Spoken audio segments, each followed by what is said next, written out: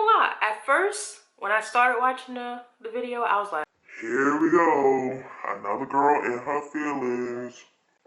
Somebody else who hate the natural hair community. What's new?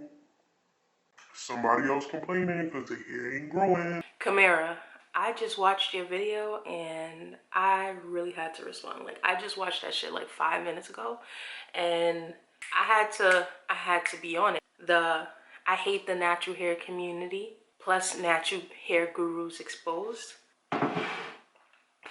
And this is no disrespect to you, because this is the first and only video I ever watched of you, but I had the patience to watch your video all the way through, and I think I agree with more things that you're saying than not. So I'll just start with the points that I disagreed on. I grew up just like you. My mom used to try and grease my scalp and stuff, and I've been getting perms since I was younger. And honestly, well, I don't know about you or anybody else watching this video, but me personally, I don't remember when I was younger making time out to actually shampoo and condition my hair. There was no terms like co-wash or, you know, sebum. That wasn't a thing. My mom would wash my hair after I got a perm and then condition it, you know, the neutralizer, all of that bull crap, and then I'd be good pretty much until I got another perm. For me personally, my hair was extremely thick. Most of the time it didn't completely take to the perm. I can't remember any time where it would completely take to the perm. About 2 weeks after, my hair would be extremely thick again, and then my mom would have to like twist it or braid it or whatever, and then I just pretty much rock that out and get different hairstyles until it was time to get a perm again. I grew up hating getting my scalp greased. I didn't hate it because there was like, you know, some sort of chemical in it that wasn't healthy. I just hated it because it seemed gross to me. It felt like it was like a cult following for the Black community to get our scalp grease, or like to gel out our edges with, you know, the blue magic or black magic, or, you know, whatever you use. Or it was like using Noxzema for your face. It felt like a cultish thing that didn't work for everyone, and it just really aggravated the shit out of me when people would say, oh girl, you need to grease your scalp, that's probably why this, or that's probably why that. Like, no, I don't need to grease my scalp. I don't like greasing my scalp. It makes my hair feel terrible. It doesn't make my hair thrive. It might work for you, but it might not work for me. Okay, and the second part that I disagree with is our hair growing as we were younger. I think that it's a common thing that your child's hair will still grow despite you doing something horrible to it. You know, children develop at a pretty fast rate, and that includes their hair, their skin, their nails, you know, other body parts. You know, you start to transform and your hair goes with it. I think that if I would do right now what my mom wanted me to do, my hair wouldn't be any healthier than it is now. I would let my mom take care of my hair up until I say I got like into high school and I started to learn things for myself. But for a while there, I know my hair was growing because I was able to attain a certain length, but it would never go past, let's say like right here. Like, it would be this length for years. So that tells me my hair is growing, but it's not actually, I'm not actually holding that length. I think that the reason why there's a natural hair community is because we realize our mamas were doing it wrong, you know? And also, I think in every community, any community that is different than the normal community is gonna have those cult people in it who are like, no parabens, no sulfates, no mineral oil, you know, like, I only use natural stuff for my hair, like, it has to be BPA free. And, you know, they are very specific. You will find that when you go to the vegan community, when you go to the fashion community, you know, no matter what. Think of it in like the food section. You have people who like meat but need to, you know, OD on meat. Like, they have fucking burgers with bacon on top, with like chicken on it, with cheese, with a sunny side up egg on it. Like there's always going to be people in every community who overdoes the shit, you know, out of whatever it is that they like. And there's going to be people who follow them and think it's cool, and most likely it's not, and it's overdone. Moving on to the things that I do agree with in your video. Let's start off with coconut oil. I noticed that too. I'm pretty sure we all noticed how all of a sudden a lot of YouTube gurus, a lot of natural hair gurus, all of a sudden hated coconut oil. And that's something that aggravates the shit out of me, because I do feel like it was a trend. I feel like it was like that one girl made that video about how coconut oil sucked for her, got a whole bunch of views, and then other girls was like, well, sometimes coconut oil doesn't really do what I want it to do. Let me see if I can give people, a different way to, do their hair without the coconut oil. I do feel like there's a lot of wave riding in the natural hair community. As I think with any community, go to the beauty community, everybody's pushing like a fucking Morphe brush. Like everybody's only posting products in their description that they actually make money from. I don't think that it has been well fought back against. You have channels like I'm Just Here for the Tea, who goes ham on beauty gurus, who push things to their subscribers. She's really out there like fighting for the right of the subscribers and being honest and open, transparency. I think that water washing was crap. I'm a person, I get like yesterday after I did like a 3-strand twist out, and I noticed the next day that I woke up, I had a lot of sebum on my hair, and I distributed it throughout my hair. But then today I woke up and my hair feels pretty dry. And I'm not saying that sebum is bad. I'm just saying that I don't think it's something that people can really create a routine out of. You know what I'm saying? I tried to not wash my hair for a while. I tried to go back to the days when I will only wash my hair like every 2 weeks. I can't do that anymore. Like my hair stinks when I don't wash it for a long time. My hair with the products that I put on it, which is very, very minimum. I usually only put like water, coconut oil, and conditioner in my hair.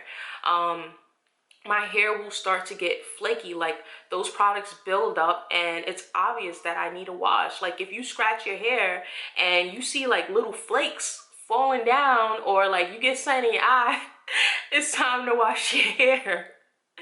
And sebum is not like the answer to it. Like sebum is not something that's realistic for most people. Yo, natural hair gurus really be having people laying upside down for like 15 minutes trying to get blood to flow to their head. Like, do you understand the level of funniness that is? Like, okay, I'm not even gonna go in, but y'all be really laying upside down. Y'all be really laying upside down trying to get your hair to grow. I don't understand. It really, like Kimera said, it's really not that deep. It's really not that serious. Like your hair is not gonna turn into some sort of bionic bunny or like a Superman and grow as fast as it can because you're doing everything that you think you could be doing to grow your natural hair. Really, you have to find a realistic routine to grow your natural hair, just like weight loss. Most people now say that diets don't work, and it's true. Because you have to live for your lifestyle. You have to do your hair for your lifestyle. Maybe you're not a natural who could be doing their hair every few days. Maybe you're not a natural who could be co-washing their hair every 3 days. That's fine. You could find something that works for you and still be natural. It's all about what really works for you, for real. I do agree with you on the point of Shea Moisture. I have never tried their products before. Do I intend on spending my own money on their products? Absolutely not. I feel like it's a thing that's pushed in my face a lot, similar to the Morphe brushes with the beauty community. It's like Shea Moisture for the natural hair community. I feel like it's kind of like forced on me to do it. and I really don't appreciate that. And it's annoying when one of my favorite natural hair gurus come on like, oh, I got this new routine, I got this new style, and let me introduce you guys to this product. It's the Shea Moisture line. Like, I can't think of, I've never bought a hairline, like, ever in my life. I am not a product junkie. I'm not a product junkie, and I really do think that people should be keeping their hair routines very simple. Keep it easy for you to do. You know, maybe have that day in the month where you like pamper the shit out of yourself, and that's the day where you do the protein treatments. That's the day when you try the new the rice protein treatment or something like that. It's not something that you don't need to be doing a hot oil treatment like every other week or whatever, because once you get your hair to your desired length, most people just stop what they're doing. They back up on what they were doing because they met their goal. When really hair is a process that you'll never ever be finished having healthy hair. Health is something that you have to keep up. And I'm also, in response to, there's a video that My Black is Beautiful made about, she said that she saw girls making videos, and they were like, maybe they were transitioning or not, but they said that they were doing a big chop, but they didn't big chop like how big chop was when, you know, the natural hair community was starting. They weren't cutting off all of their hair. Like, they still have a lot of hair left over.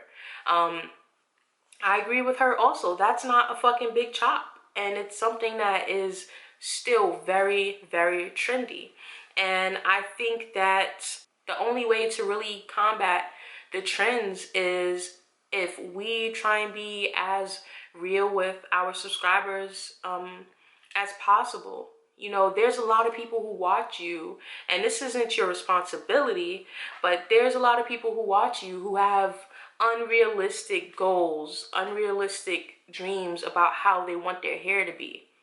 From what I know, I was getting a perm since I was 3 years old. I went natural at, I say either 17 or 18. With that being said, I had no idea of how my natural curl pattern was. I had no idea how my hair was, you know, without that perm. And there's people who were like I was before who don't know what the hell their hair look like, who's watching someone who's like 3A or 3B or 4A and, you know, really wanting their hairstyles or their goals. And then on top of that, you know, if you're feeding them Shea Moisture or the fucking inversion method or, you know, water washing only, like, you're adding to the non-transparent sections of having natural hair and what it really means to have natural hair. Thank you, Kimera, for making that video. I really appreciate it. Shout out to you. You're the real MVP.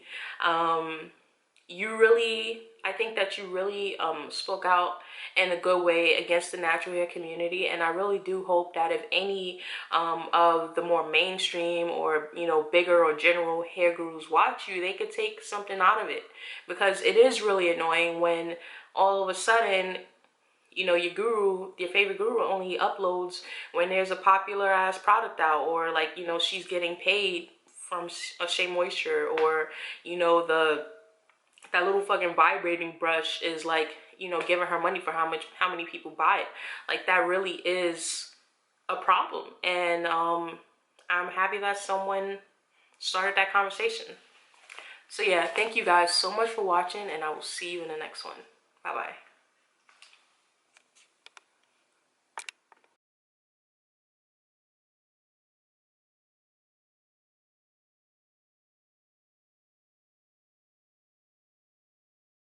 Okay, girl, you gave me a lot to talk about, and in response to the last part of your video, you said that you're always trying to be organic on your channel, and I definitely applaud that, and that's why I'm here right now making this video, because that's something that I'm trying to do.